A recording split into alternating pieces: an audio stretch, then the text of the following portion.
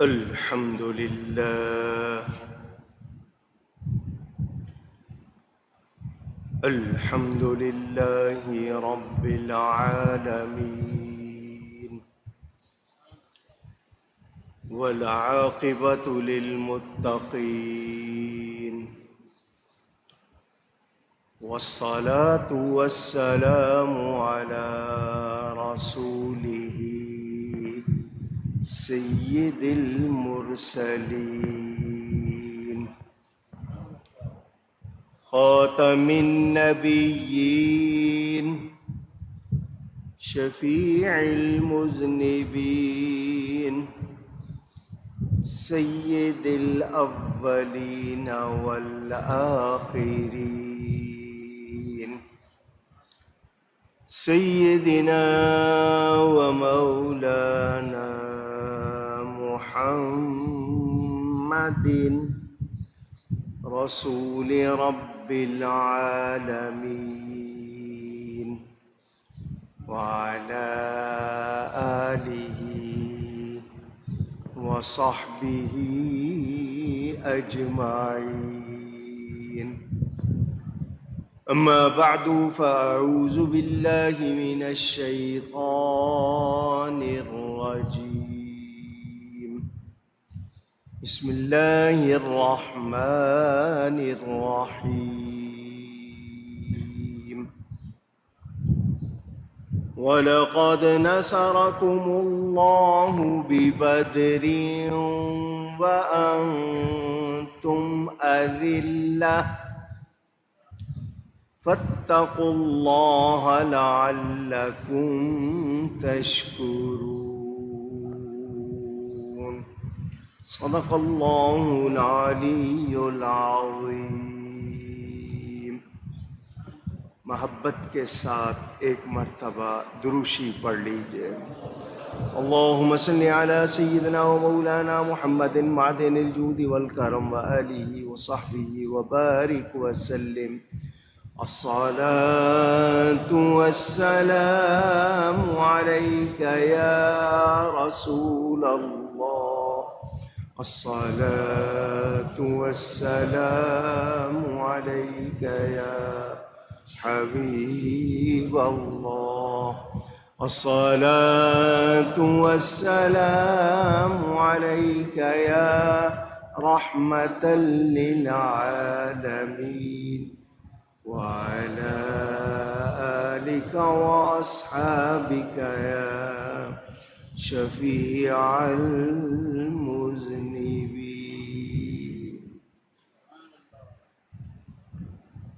حمد و صلات کے بعد ماہ رمضان کی آج یہاں 17 تاریخ ہے، جمعہ کا دن ہے. ام المومنین حبیب رب العالمین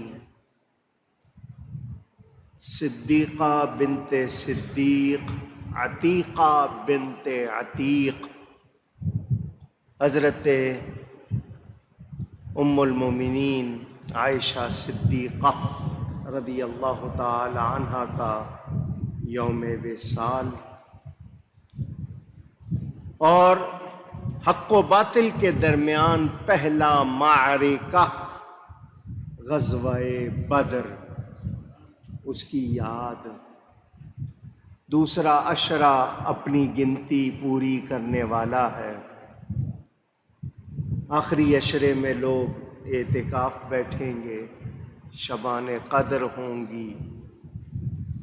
یہ اللہ کا مہمان آہستہ آہستہ رخصت ہو رہا ہے. آج انشاءاللہ غزوہ بدر کے حوالے سے،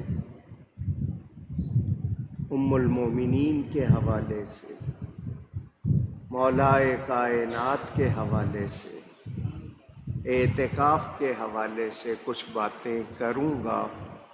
اللہ تعالی مجھے حق بیان کرنے، ہم سب کو حق سن کر اس کو قبول کرنے، اس پر عمل کرنے اور اس پر قائم رہنے کی توفیق عطا فرمائے. اللہ تعالیٰ ارشاد فرماتا ہے وَلَقَدْ نَصَرَكُمُ اللَّهُ بِبَدْرٍ وَأَنْتُمْ أَذِلَّةٌ، اور بے شک اللہ تعالیٰ نے تمہاری مدد فرمائی بدر میں اور تم کمزور تھے۔ اللہ تعالیٰ مدد نہ کرتا تو تمہیں کامیابی نہ ہو۔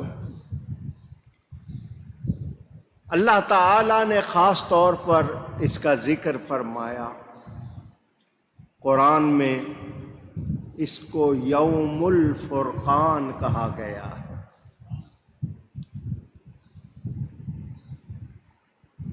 اس یوم الفرقان کا مطلب کہ اس دن واضح طور پر یہ ظاہر کر دیا گیا تھا کہ حق کیا ہے اور باطل کیا ہے، دودھ کا دودھ پانی کا پانی کر دیا تھا۔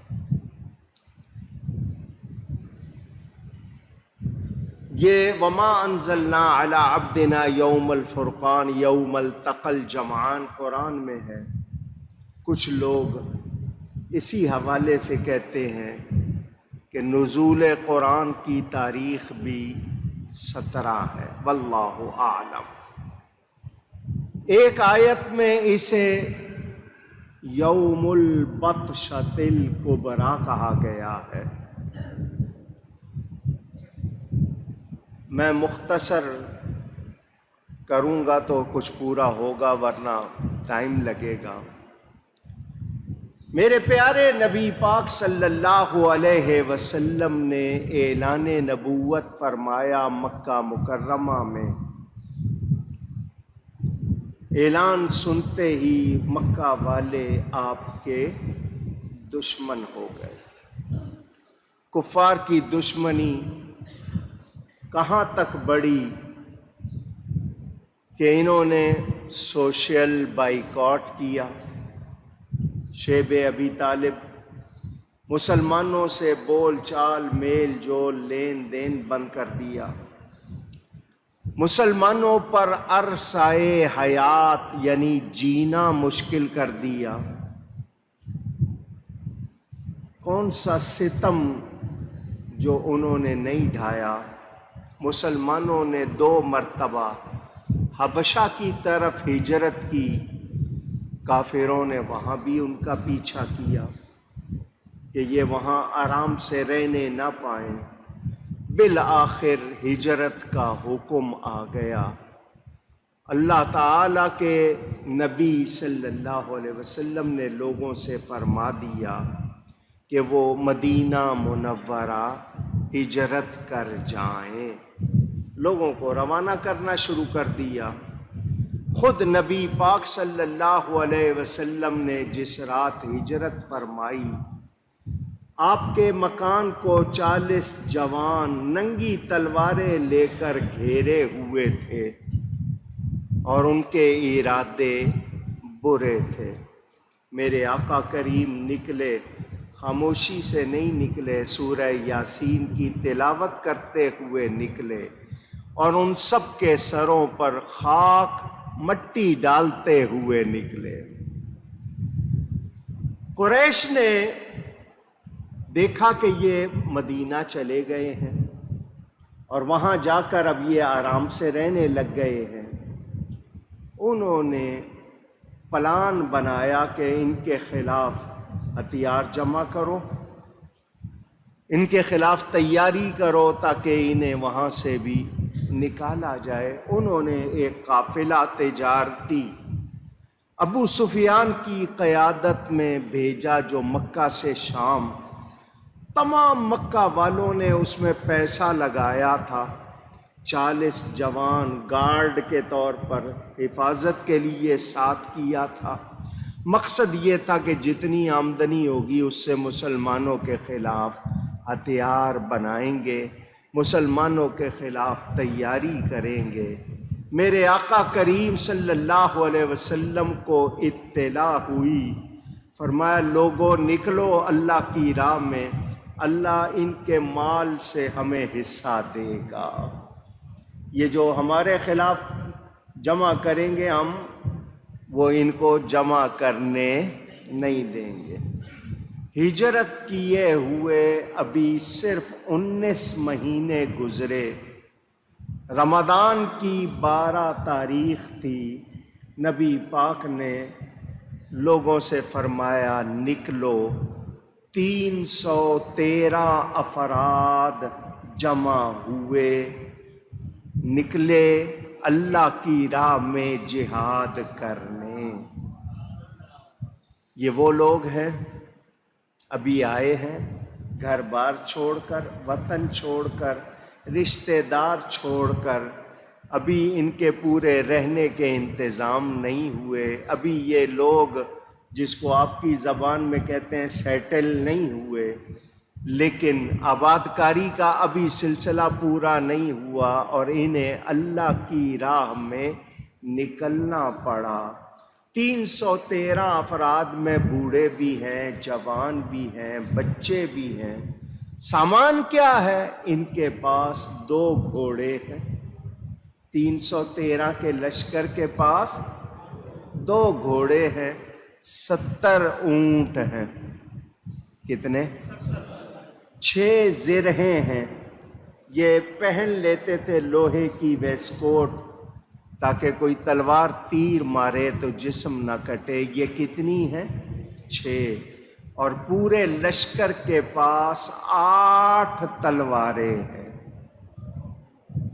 313 مقابلہ جن سے کرنا ہے ان کے پاس ان سے کئی گنا زیادہ سامان ہے، مگر یہ کون لوگ ہیں؟ ذرا ان کو پہچانیں۔ عجب انداز سے آئے خدا کے چاہنے والے، زبان خشک پوشا کے دریدہ پاؤں میں چھالے، نہیں تھا 313 سے آگے تک شمار ان کا، سنا یہ ہے کہ ان کے ساتھ تھا پروردگار ان کا، تھے ان کے پاس 2 گھوڑے، 6 زرہیں، 8 شمشیریں، مگر پلٹنے آئے تھے یہ لوگ دنیا بھر کی تقدیریں۔ حضور صلی اللہ علیہ وسلم کے یہ جان نثار، اللہ کی راہ میں سب کچھ قربان کر دینے کا جذبہ رکھنے والے، نبی کے وفادار، نبی پر مر مٹنے والے نکلے۔ سامان ہے یا نہیں ہے؟ اللہ کے نبی پہ جان قربان کریں گے، دین کی خاطر کافروں سے لڑیں گے۔ حضور صلی اللہ علیہ وسلم نے 3 سواروں کے لیے 1 اونٹ باری باری مقرر کر دیا۔ 1 اونٹ 3 آدمیوں کے لیے باری باری سوار ہوں گے۔ خود اپنے لیے بھی الگ سے نہیں کہ 1 اونٹ میرے لیے رکھ دو، اگر کر لیتے تو کسی نے اعتراض کرنا تھا؟ نہیں، لیکن مساوات کا درس دینے والے، معلم اخلاق حسنہ، وہ جو اچھے اخلاق سکھانے کے لیے آئے تھے، انہوں نے عملی نمونہ پیش کیا اور اپنے ساتھ بھی بندے مقرر کر لیے کہ اپنے لیے الگ سے اونٹ نہیں رکھا۔ 2 ساتھی آپ کے ہیں، باری باری جب حضور اپنی باری پوری کر کے اترنے لگے، وہ جو دونوں ساتھ لیے تھے انہوں نے عرض کی ہماری جانیں آپ پر قربان، ہمارے لیے خوش نصیبی ہوگی کہ ہم اس اونٹ کی صرف رسی پکڑ کے چلے، آپ بیٹھے رہے، آپ نیچے نہ اترے۔ فرمایا مجھے بھی اللہ سے ثواب چاہیے، میں ایسا نہیں کروں گا جس طرح باری مقرر ہوئی۔ کہاں ایسی مثال ملے گی دنیا میں؟ حضور صلی اللہ علیہ وسلم کے اس ارشاد کو سن کر صحابہ کا جوش کتنا بڑا ہوگا، ان کے اندر کتنی توانائی آئی ہوگی، امت کے لیے کیسی تعلیم ہے ذرا پہچانو۔ ادھر ابو سفیان کو جو قافلہ لے کر گیا ہوا تھا، کسی نے اڑتی اڑتی یہ خبر کی کہ تیرا پیچھا ہو رہا ہے، تجھے لوٹ لیا جائے گا۔ اس کو فکر لاحق ہوئی، اس نے مکہ کے لیے ایک شخص روانہ کیا۔ وہ شخص مکہ پہنچا اور جا کر یہ خبر دی۔ ابو جہل اور سب لوگ مشتعل ہو گئے، انہوں نے فوراً اعلان کر دیا سارے تیار ہو جاؤ۔ جتنا چندہ جمع کر سکتے تھے کیا، لوگوں کو جمع کیا، سرداروں نے لوگوں کو اکسانا شروع کیا، جوانوں کو لڑنے کے لیے تیار کیا۔ یہ ابھی تیاری ہو رہی ہے مسلمانوں کے خلاف۔ ابو لہب خوف زدہ ہو گیا، یہ رشتے میں نبی پاک صلی اللہ علیہ وسلم کا چچا ہے۔ ابو لہب یہ خوف زدہ ہو گیا۔ اس کے خوف کی وجہ عاتکہ بنت عبد المطلب، اس کی بہن کا ایک خواب تھا جو اس نے راز رکھنے کے وعدے سے اپنے بھائی حضرت عباس کو سنا دیا تھا۔ وہ خواب میں آپ کو کئی مرتبہ سنا چکا۔ وہ خواب یہ تھا کہ ایک اونٹ سوار وادی بطحا میں آ کر کھڑا ہو گیا اور کہا، اے دھوکے بازو، اپنی قتل گاہوں کی طرف 3 دن کے اندر دوڑ کے آؤ۔ میں نے دیکھا لوگ اس سوار کے گرد جمع ہو گئے، پھر وہ مسجد میں داخل ہوا، لوگ اس کے پیچھے پیچھے تھے، پھر میں نے دیکھا اس کا اونٹ کعبے کی چھت پر کھڑا ہے۔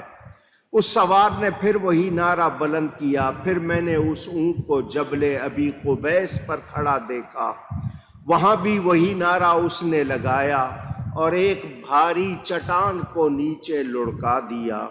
اس چٹان جو لڑکتی ہوئی پہاڑی سے نیچے آئی وہ پھٹی اور مکہ کا ہر گھر اس سے ٹکرا کر گرا۔ یہ خواب دیکھا تھا نبی پاک صلی اللہ علیہ وسلم کی پھوپھی نے، انہوں نے سنا دیا اپنے بھائی حضرت عباس کو۔ یہ خواب پھیل گیا، اس خواب کی اطلاع سبھی ہو گئی تھی۔ انہوں نے کہا ہم 3 دن انتظار کریں گے، کیونکہ 3 دن کا اشارہ ہے خواب میں، ورنہ حضرت عباس کے گھرانے کو جھوٹا کہیں گے، یہ جھوٹا گھرانہ ہے، اور لوگ عباس بن عبد المطلب کو ملامت کریں گے۔ اتنے میں قافلے کے بارے میں خبر آ گئی، مکہ میں مدد کی اپیل آ گئی، سب کو پتہ لگ گیا خواب سچا ہے، خواب سچا ہے۔ امیہ بن خلف، آپ نے نام سنا ہوگا شاید، نہیں جانتے تو بتا دوں، یہ وہ ہے جو عاشق رسول حضرت بلال پر ستم ڈھایا کرتا تھا، ان کو مارا کرتا تھا، ان کو تپتے کوئلوں پہ لٹایا کرتا تھا۔ یہ مکہ کا رئیس اعظم تھا امیہ۔ اس نے اعلان کیا کہ میں جنگ میں شرکت نہیں کروں گا۔ جب اس نے یہ کہا، کیونکہ وہ بھی اس خواب سے خوفزدہ تھا، ابو جہل اس کے پاس آیا کہ تو نہیں جائے گا تو اور کون جائیں گے؟ پھر سارے جوان پیچھے ہٹ جائیں گے، کوئی بھی نہیں جائے گا۔ اس نے اس کو پھر تیار کیا اور یہ مجبور ہو گیا۔ امیہ عتبہ، شیبہ، زمعہ، عمیر، حکیم بن حزام، یہ سب کے سب ایک بڑا بت تھا جس کا نام ہوبل، اس کے پاس جمع ہوئے۔ فال نکالی کہ ہم جائیں یا نہ جائیں، فال میں منع آیا، ممانعت آئی، لیکن ابو جہل کو چونکہ مجبور کر دیا گیا تھا، لوگوں نے کہا تم اپنی قتل گاہ کی طرف جا رہے ہو، ارادہ چھوڑ دو، لیکن وہ کہنے لگے ہم اتنے سارے ہیں، وہ گئے ہیں، ان کے پاس ہے کچھ نہیں، جنگ کی نوبت ہی نہیں آئے گی بھی تو ہم فتح پائیں گے۔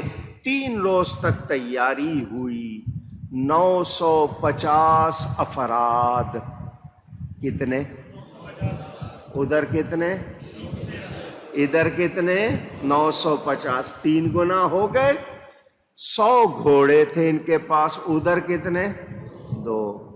ادھر ان کے پاس 6 زرہیں تھی، ان کے پاس 100 سوار تھے زرہ پوش، اور ہر پیادے کے پاس الگ زرہ تھی۔ 600 اونٹ تھے، ادھر 70 اور ادھر 600۔ صائب بن یزید یہ بندے کا نام ہے، یہ جھنڈا اٹھا رہا تھا بدر میں کافروں کی طرف سے، نام ہے صائب بن یزید، کافروں کی طرف سے مسلمانوں کے خلاف جھنڈا اٹھا رہا ہے۔ بعد میں یہ مسلمان ہوا اور اس کی 5ویں پشت میں امام شافعی تشریف لائے۔ اللہ جس سے جس طرح کام لے۔ رقص کرنے والی عورتیں کنیزیں ساتھ تھی جو ان کو گیت گا کر ناچ کر جوش دلا رہی تھی۔ اللہ نے ان کے غرور و تکبر کا ذکر کیا، سورہ انفال کی آیت نمبر 47 پڑھ لینا، وَلَا تَكُونُوا كَالَّذِينَ خَرَجُوا مِن دِيَارِهِمْ۔ اس دوران ان کو ایک اور تکلیف دہ خیال نے بہت ستایا۔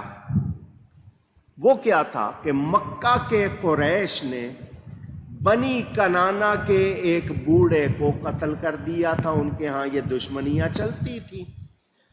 اب بدل میں لازمی ایک کیا ہوا ہے تو اب دوسرا بدلے میں ہوگا، تو بدل میں ان کے علاقے سے قریش کا ایک جوان گزرا تو انہوں نے اس کو قتل کر دیا۔ کچھ عرصے کے بعد بنی کنانا کا ایک سردار عامر مر الزہران سے گزرا تو مقتول قریش کے بھائی نے اس سردار کو قتل کر دیا اور اس کی تلوار لا کر کعبے کے غلاف کے ساتھ لٹکا دی۔ مکہ والوں نے تلوار پہچان لی اور عامر نام کا جو بندہ تھا اس کے قتل کا بھی پتہ چل گیا، قاتل کا بھی پتہ چل گیا۔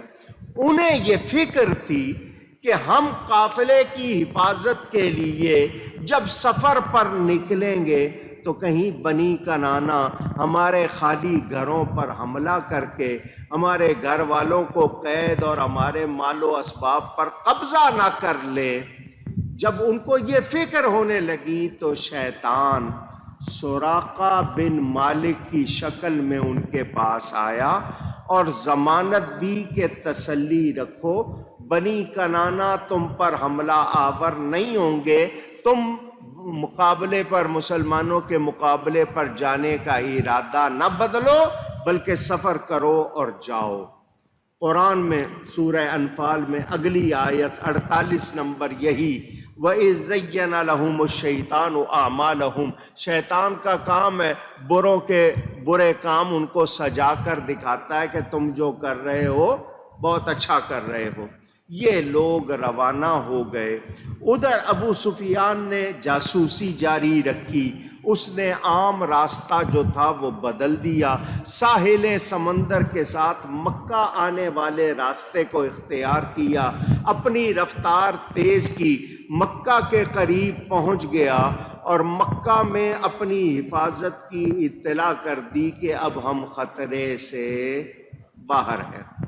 ابو جہل کو اطلاع مل گئی مگر اس نے ابو سفیان کی اس اطلاع کی پرواہ نہ کی اور کہا کہ اب چونکہ ہم نے ارادہ کر لیا ہے ہم بدر جائیں گے، 3 دن وہاں رہیں گے، اونٹ ذبح کریں گے، شراب و شباب کی محفلیں سجائیں گے، عرب پر ہمارا رعب ظاہر ہوگا، کوئی ہمارے خلاف نہیں اٹھے گا، تو اب ہم نے جانا ہی جانا ہے۔ لوگوں نے کہا جس قافلے کی حفاظت کے لیے تم نے جانا تھا وہ تو اب آ چکا، تو اب جانے کی کیا ضرورت؟ لیکن نبی کی دشمنی میں ابو جہل نے کہا نہیں، میں نے جو ارادہ کیا پورا کروں گا۔